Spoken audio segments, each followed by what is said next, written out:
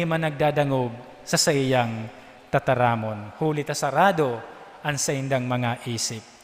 Iyo po bagayan ang kadipisilan ta. Maski sa indong mga pamilya, sa indong mga aki, dawa, anong sabihon mo, maski tama ang sinasabi mo, pag sarado ang isip kang pinagkakaulay mo, mayong tataramo na makakapagkumbinser sa inda. Iyo yan, ang saro sa mga kagabatan na pwede nyatong manumpungan. Asin iyo yan, ang saro sa mga kagabatan sa buhay kan sa tong kagurangnan. Sa mga tugang, ay ning mga binasangon niya, nagsasabi sa satuya na parte kan pagsunod sa satong kagurangnan sa Jesucristo, iyo ang pagsakit or pag-agi sa mga struggle sa buhay. Asin ang pagsakit na iniyo, igwanin katapusan. Asin ang katapusan kaniyo, iyo ang kamurawayan. Gusto ko lang pong ihira sa indo, itong nadalan ko sa YouTube, kasubanggi, na igwang sarong lalaki na very curious siya sa transformation kang caterpillar sa pagiging cocoon, dangan nagi siyang butterfly. Si lalaki, gusto niyang tabangan. So, cocoon. So, makaluwas sa cocoon so butterfly. Kaya ang ginibo niya, dinara niya sa laog kang sa iyang kwarto. Pinagbidyuhan niya, tanganing mahiling niya. So, transformation. Kundi, garo naguntok so process. Kaya ang ginibo kan si lalaki, nagkuaning gunting. Ginunting itong silky na cocoon, tanahiling niyang nag-i-struggle, maglululuwas duman sa sadit na labot, itong butterfly. Ngunyan, kang ginupit niya, so cocoon, nakaluwas na po so butterfly. Kundi, so butterfly, day makalayog, halipot ang sa iyang pakpak, dakula ang sa iyang tulak. So kaya, day talaga siya makakalayog. So mga tugang, kaipuhan palan, mag-struggle ang sarong butterfly sa pagluwas duman sa cocoon, ninhulita, an sa iyang pag-struggle, iyo ito ang ma-press kan sa iyang tulak, tanganing si fluid na yaon sa iyang tulak, magdalagan sa iyang mga pakpak, tanganing ma-develop ang sa iyang pakpak na siya makalayog, makaya ang sa iyang hawak na mailupad. Kaya, day pwedeng halion ang struggle, day pwedeng halion ang pagsakit sa buhay. Sa buhay kan sarong butterfly, maging sa buhay nyatong mga tao. Kaya mga tugang, kung dai itutugot nin Diyos na kita mag-agi sa pagsakit, baka maginsiring kita sa butterfly na dai nakakalayog. Dai hinahali nin Diyos ang sa mga problema, asin mga pagsakit sa buhay, alagad yaon na sa iyang pagpromisa na dai niya kita pababayaan. Asin gagamiton niya ang sa tuyang mga pinag-agihan na kasakitan asin problema para kita maging mga makusog. Kaya sa misang iniyo, nagpapasalamat kita sa Divino Rostro sa pagtukdo sa satuya na ang pagsakit at tubangon, tanganing kita maging makusog. Matindog na po para sa pagpahayag kan sa tong pagtubod.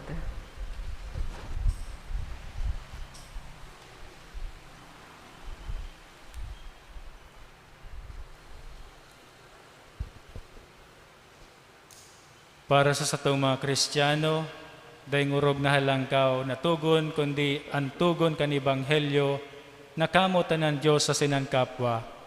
Parigunon ta ang pagtubod na ini sa pagpamibinyato para sa pangangaipo kang lambang miyembro kan simbahan. Sa lambang pag-arangan sa tong simbag, kagurangnan hinanyugaan sa mong pamibi. Kagurangnan hinanyugaan sa mong pamibi. Tanganing ang simbahan, Danay na mabago asin malinigan kan mga tataramon kan Ebanghelyo ni Kristo, mamibi kita sa kagurangnan. Tanganing an mga may kapangyarihan, magiyahan kan kadunongan sa saindang mga pagdesisyon asin pagpahalaga sa mga bagay, mamibi kita sa kagurangnan. Tanganing an satong pagsamba, magpahiling kan satong sinseridad asin dedikasyon sa mapakumbabang paglingkod sa Diyos asin sa kapwa, mamibi kita sa kagurangnan. Tanganing makadara kita nin paglaom sa mga nawawaranin paglaom asin ranga sa mga naghehelang, mamibi kita sa kagurangnan. Tanganing an mga gadan, makapahingalo na sa kaibahan kan Diyos, mamibi kita sa kagurangnan. Pamibi. Amang langit nun, tinalastas mo ang samong mga puso, asin midbid mo an kairaruman kan samong isip, pasabungan mo an samong puso para sa dalisay na pagsamba, asin ang samong mga kamot para sa udok na buot na paglingkod sa kapwa, huli ki Kristo na samong kagurangnan. Amen. Matukaw na po para sa liturhiya kan Eucharistia.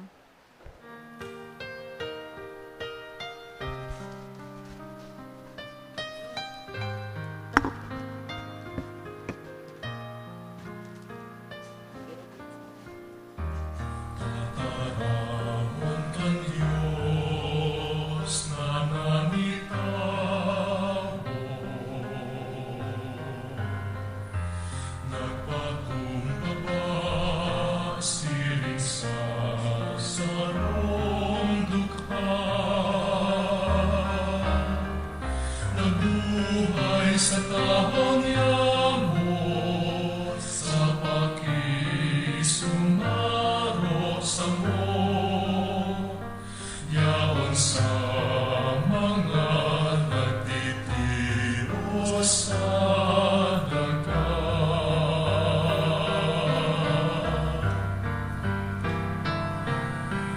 Takwan sa mo mga matanin pagtubod, mahiling ka sa kapwa na nagiging ikaw, sa katuod na naghahagad nin pagrana, ginigibo sa imoan, ginigibo sa iya.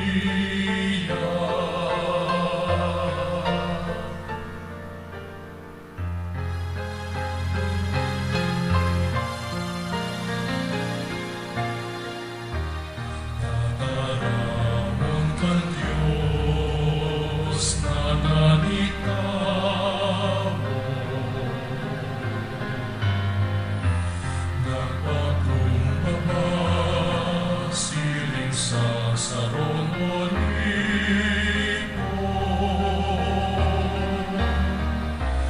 bago pabuloson ang dugo para sa mo,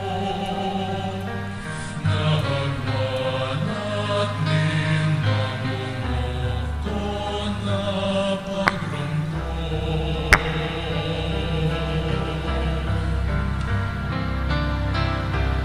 Takwan sa mo mga matanin Matindog po. pagtubod, mamigbigan ka na nagiging tunay na ikaw, sa pinapay asinara na dara, kapag kahigawan sa puso magnahanay kang luya.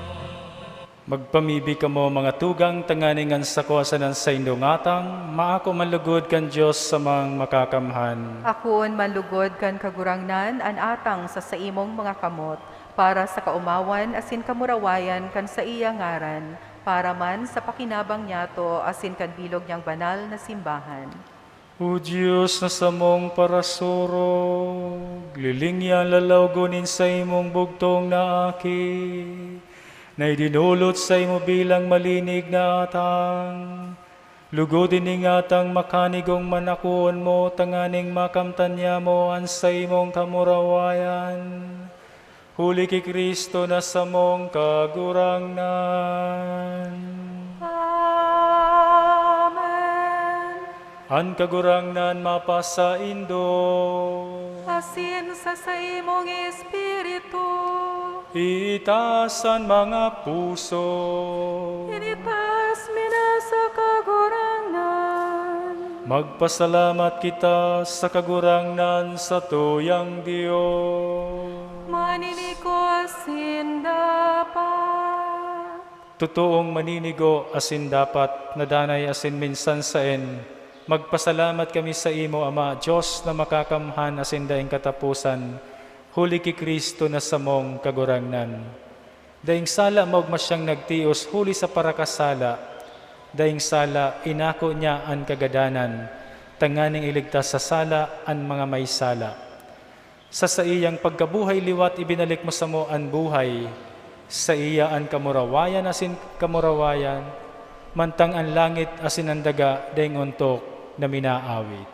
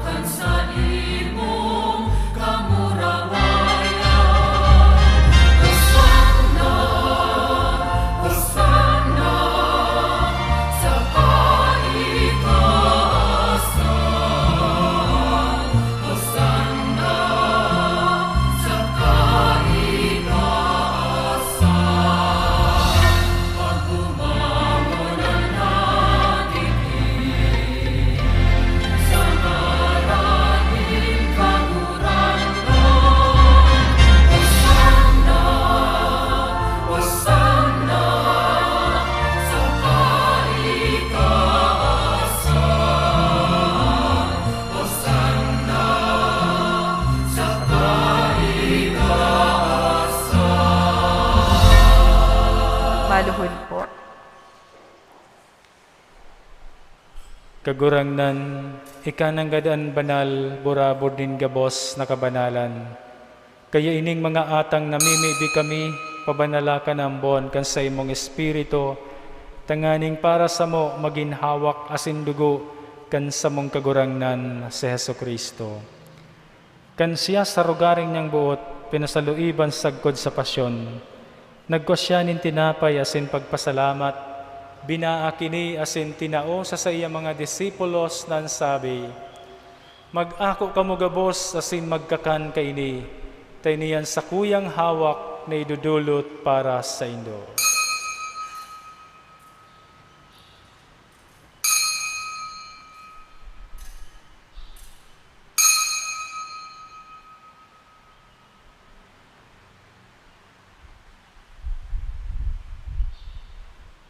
Siring man pagkapamanggi, pagkuan niya manin kalis, asin giraray pagpasalamat sa imo. Tinao sa iya mga disipulos nan sabi, mag-ako kamo gabos asin mag-inom kaini. Tainian kalis kan sakuyang dugo, kan bago asin danay natipan, napapabuluson para sa indo asin para sa dakol, sa pagpatawad kan mga kasalan. Ini pagibuhon nindo sa pagrumdom sa sako.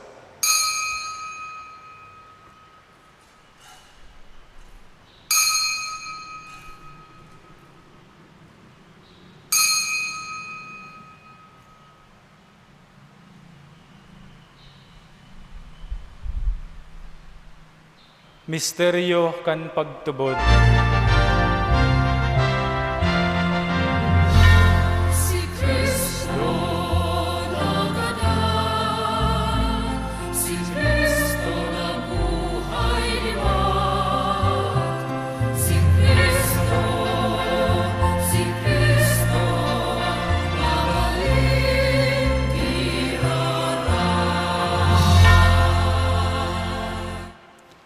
Kaya kami na nagrurumdom kan sa iyang pagkagadan asin pagkabuhay liwat, nagdudulot sa imo kagurangnan kan tinapay nin buhay asin kalis nin kaligtasan. Nagpapasalamat ta pinapagkanigo mo na magatubang asin maglingkod sa imo.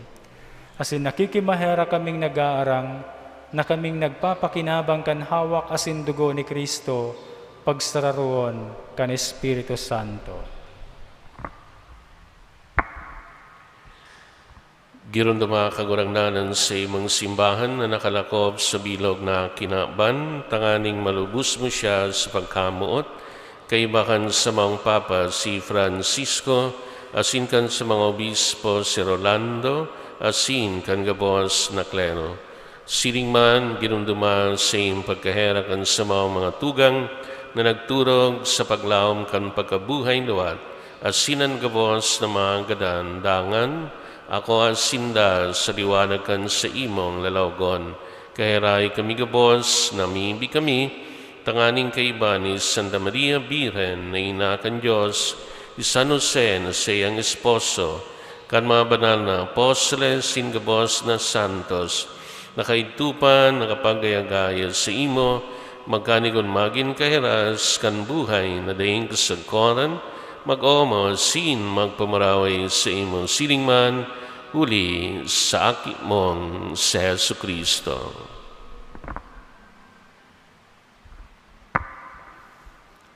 Huli sa iya, asin kaiba niya, asin sa iya, sa imo Diyos samang makakamhan sa pagkasaro kan Espiritu Santo, ang gabos na kagalangan asin kamurawayan, sa gabos na kapanahonan kan mga panahon.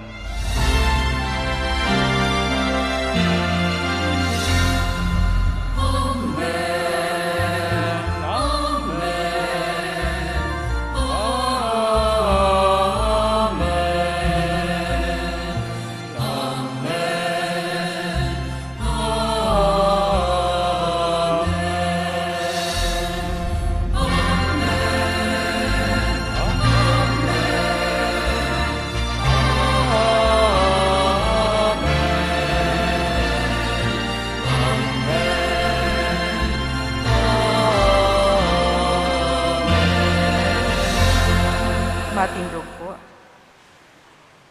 Natukduan kan mga nakakaligtas sa tugon asin pinatod kan Diyos no nakaugalian, nangangahas kitang magsabi.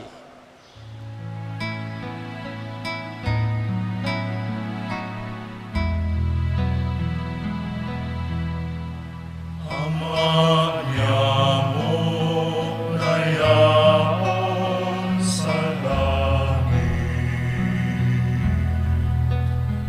papanalon ang ngaran mo, magdatong ang kaharian mo, mangyari ang buot mo sa dagat, insiring sa langit. Ang samong kakanon sa araw-araw, itaon mo sa uyang niya, asin patawadon mo kami sa samong mga kasalan. Siring na pinapatawad niya mo ang mga nagkakasala sa muya. Asin are kami ang narahasa sugod, kundi agawa kami sa maraon. Agawa kami sa gabos na maraot, namimibi kami kagurangnan, warasan sa mga aldaw niya mo an katuninungan, tanganing kaming natabangan kan sa imong pagkaherak, maging dani nataling ka sa kasalan asin manligtas sa gabos na kapurisawan, mantang kami naghahalat kan maugmang paglaom, asin pagdatong kan samong paraligtas na si Hesu Kristo.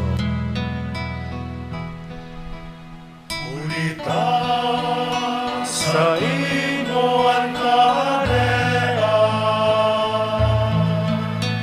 asin ang kapangyarihan, siring man ang kamurawayan, sa mga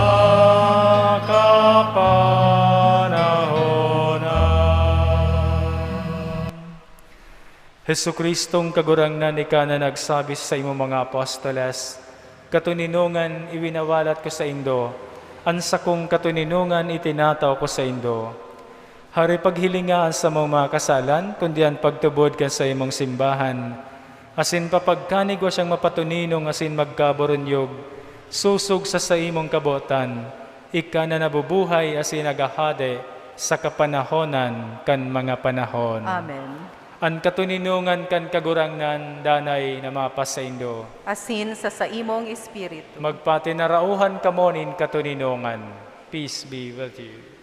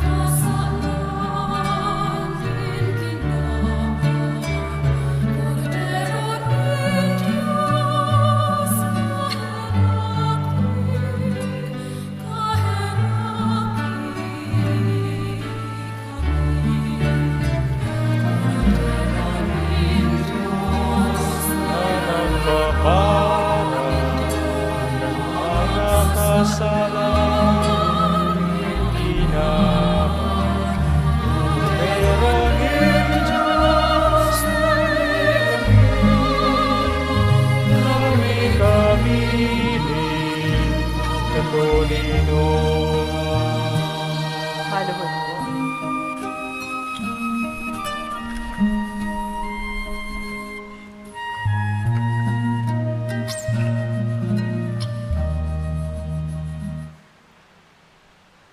Uya an kordero kan Diyos, uya nagpapara kan mga kasalan kan kinaban, paladanan mga inaapod sa pamanggi kan kordero. Kagurangnan, bako akong maninigo na ikamagdagos sa sakuyang harong, alagad magtaram ka sana asinan sa kong kalag mauumayan.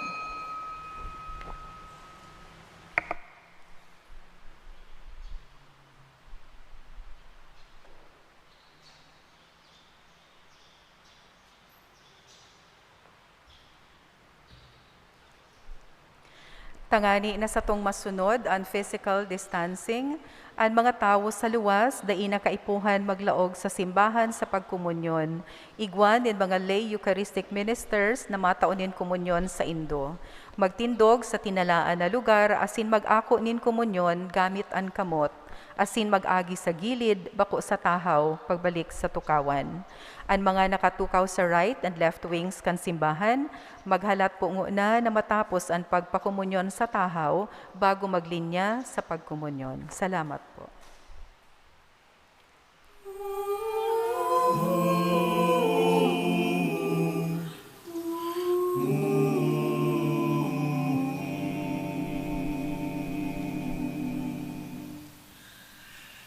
Landas na kay dinig sa'yo iyan, bawat hapon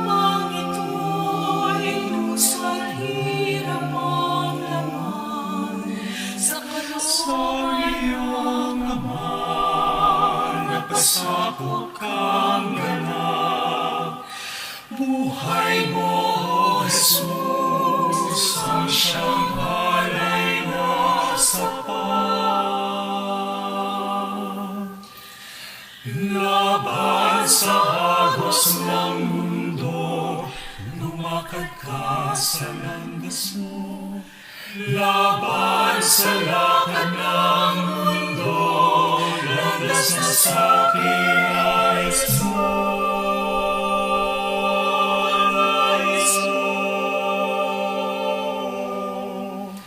Sa iyong mga yapak, ako ay tatahak. Kahit igib ng luha, ang nilakaran mong landas. Pasakit man at dusang, dulog ng mundo'y kamtan. Bawat bakas ng iyong mga yapak, bawat hakbang mo'y aking susundan.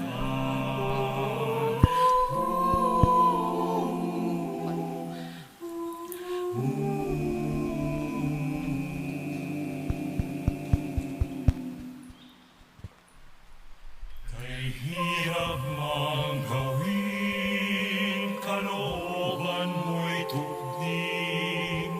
Pinili kong sundan bakas ng iyong mga hakbang.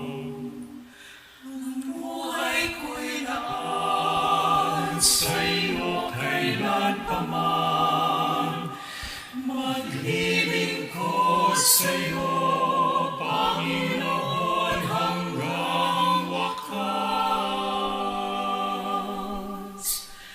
Laban sa agos ng mundo, lumakad ka sa landas mo.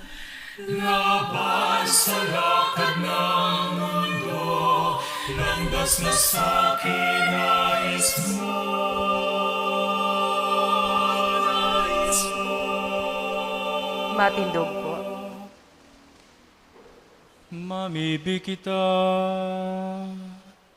kagurangnan hulikan sa imong pagkahera, paliwanagi man kami kan banal mong lawog, tanganing hulikan padarakan sa imong katanosan, sa mong malikayanan gabos na kasalan, asin makabot kami sa imong kahadean. Ika na nabubuhay asin nagahade, kay bani na masin ng Espiritu Santo, sarong Diyos sa kapanahonan kan mga panahon. Amen. Pamibi sa ikanom na aldaw, mapakumbabang kagurangnan, itinugot mo nalinigan ni Veronica ang sa imong lalawgon. Ninhuli sa kasalan kan katawuhan sa imong lalawgon, nagpahiling nin pagsakit asin kamunduan. Huli kan sa imong pagkamuot, natalaan sa imong lalawgon duman sa lienso na ginamit ni Veronica. Kagurangnan, tuguti man na matala sa samong puso, asin isip ang sa imong banal na lawog. Tangani makapaghinguwa kaming maging maninigo sa pag-ako kan sa imong biyaya. Asin danay kami makasunod sa imo sa dalan ng pagsakit, pasiring sa kamurawayan ng kaligtasan. Hinahagad mi ang samong kaipuhan sa pagkabuhay kan kun iyan papagkanigon mo para sa imong kaumawan, asin karahayan kan samong kalag. Amen. Amen. Matukaw po sa halipot na panahon.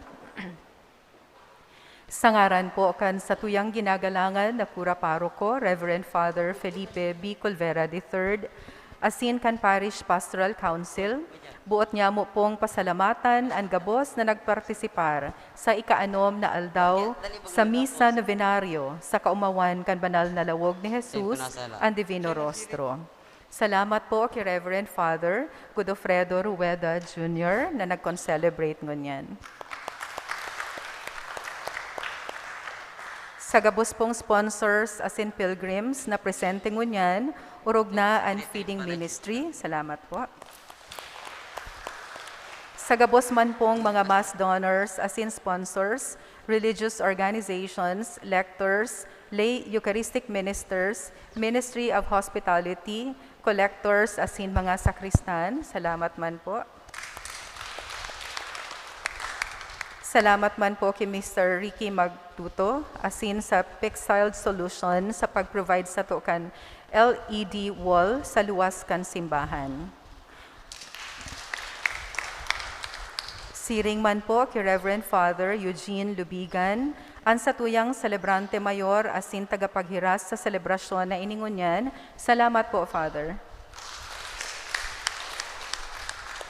Sa panahon na ininin pandemya, padagos man lugod kitang antabayanan nin Diyos, asin ang Divino Rostro magliwanag sa satuyang mga dalan. Diyos mabalos po sa saindong karahayang buot. Matindog na po ang gabos para sa huring bendisyon. Ang kagurangnan mapasaindo, Asin sa saimong espiritu. bendisyonan kamo kan Diyos na makakamhan, an Ama, an Aki, asin Espiritu Santo. Amen. Lakaw kamo sa katuninungan ni Kristo. Salamat sa Diyos. Viva el Divino Rostro! Viva!